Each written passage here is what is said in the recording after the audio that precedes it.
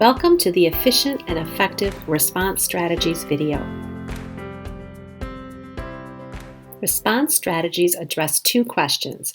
How can we respond to behaviors in ways to reinforce school-appropriate behaviors? And how do we respond in ways that do not reinforce the problem behavior and prevent further escalation of behavior? The strategies that we will be talking about are redirect, reteach, proximity, provide choice, ignore praise and attend, and signal nonverbal cue. I bet these are all very familiar to you. Most educators use these strategies all the time, very intuitively. During the numerous times that we have presented the behavior interventions in the classroom training, many educators have shared that they never really thought about these strategies as strategies. Rather, they're just things that they do. The key with using these efficient and effective response strategies is intentionality. Knowing what you are doing and why you are doing it will strengthen the power of these strategies. These strategies are efficient in that they do not take but a few seconds to implement and typically do not interrupt the flow of instruction. They are effective in that they reduce the probability of behavior escalating and can de-escalate or diffuse intense behavior, while focusing on teaching and learning appropriate replacement behaviors. Let's start with redirect. A redirect refocuses a student's attention to another task or topic. Using a redirect requires that little to no attention is being paid to the inappropriate behavior that is occurring, but focus on something more appropriate for that moment. This strategy uses a very brief, clearly and privately stated verbal reminder of the expected behavior, and typically includes a specific restatement of the school-wide or classroom rule or procedure. A redirect emphasizes the what of the behavior instead of the why. Here's an example of a redirect. Jason is messing around with items from his backpack during independent work time. Teacher says, "Jason, please begin your writing assignment." Once Jason begins his work, the teacher makes sure to reinforce him by saying, "Nice job being responsible and beginning your assignment, Jason." The next efficient and effective strategy is reteach. Reteaching builds on the redirect by specifically instructing the student exactly what should be done. It is a great strategy when you see that a student is continuing to perform a social learning error or when redirects have not been effective.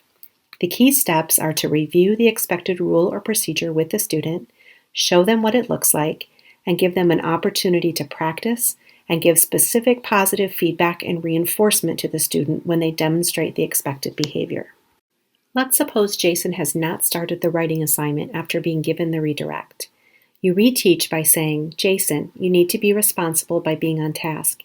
This means your desk is clear of everything but your book and notebook, and you begin working right away, continue working, and raise your hand if you need help. Let me see you practice being on task." Once Jason gets out his book and notebook and starts work, you say, "Thank you for being responsible. It looks like you are on task. Raise your hand if you need help." Proximity is the strategic placement or movement by the teacher to change student behavior. Randomly walking around the room to stand near a student displaying inappropriate behavior actually reduces the occurrence of the behavior.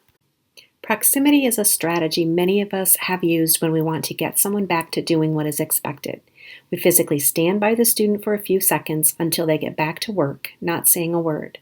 Praise the student when they follow the expected classroom rules and procedure. This is a great strategy because we can keep on teaching while we use this strategy. Where we may fall short is remembering to praise the student when they are back to following the classroom rules. Provide choice is a strategy that is often successfully used as a prevention strategy, but is an efficient and effective way to respond to behavior as well, as it often interrupts the misbehavior and gets the student back to following the expectations. In this strategy, you present two choices to the student, both of which you can live with. One choice is something that you think the student will prefer, and the second choice is one that you think will be less preferred, but not aversive or punishing. The goal is to get the student to return to following the expectations. Here's an example. "Percy, you can put your cell phone in your pocket for the rest of the hour or on my desk.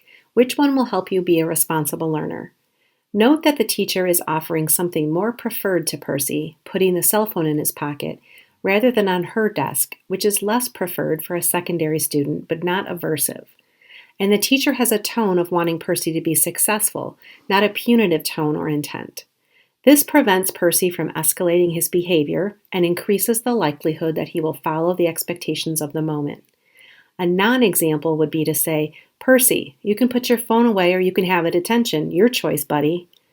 This non-example demonstrates a preferred choice and an aversive or punitive choice, and the tone of the teacher is punitive and sarcastic. This incorrect way to provide choice is likely to escalate Percy's behavior into a power struggle. Remember, the goal is to get Percy back engaged in the task and following expectations. The next effective and efficient response strategy is called ignore, praise, attend. This strategy uses the power of praise and positive feedback. The teacher praises an appropriately behaving student while ignoring the student who is not following the class rules or procedures. The praise serves as a prompt to the student who is not following the classroom rules. When the student exhibits the desired behavior, attention and praise are then immediately provided. This is a strategy many teachers use, and it can be very effective to get students displaying inappropriate behavior back on track when done well. Since this strategy is based on the power of teacher praise, it typically works best for students who are motivated by teacher attention. The effectiveness in this strategy lies in being sure to completely ignore the student who is misbehaving until they exhibit the desired behavior. Then we reinforce them, and we have reduced the probability of behavior escalation. At that point, if we do not praise the student when they exhibit the desired behavior, they will often escalate and engage in a behavior that is more disruptive to the learning environment. What does this sound like? Suppose James is off task during independent work time. The teacher briefly ignores James and specifically praises a student nearby who is on task. "Good work, Travion. You are working away on your assignment." When James begins to get back to work, the teacher immediately praises him. "Thanks, James, for being on task. You are on track for getting your work done." The last efficient and effective response strategy that we will cover in this video is signal nonverbal cue. Nonverbal techniques such as sustained eye contact, hand gestures, a hand clap, finger tap on a desk, clearing one's throat, visual card, etc., suggesting that the teacher is aware of the behavior and prepared to intervene if it continues, can be effective. Praise the student when they are following the classroom rules or procedures. Using a signal or nonverbal cue is a common way to communicate with students that you are aware they are not following the classroom rules and that you expect them to comply. What we want to think about is the tone with which these signals are given. For example, a finger tap can be done respectfully or in a more threatening manner. Again, if we think about how we would signal an academic error, we would use a private, respectful tone, wouldn't we? The same should be true with our signal about social behavior. As we close, I encourage you to increase your intentionality about when and why and how to use the strategies we discussed. These response strategies truly are both efficient and effective and buy you back time to teach, as well as support students who are displaying behavior to resume learning. Thank you.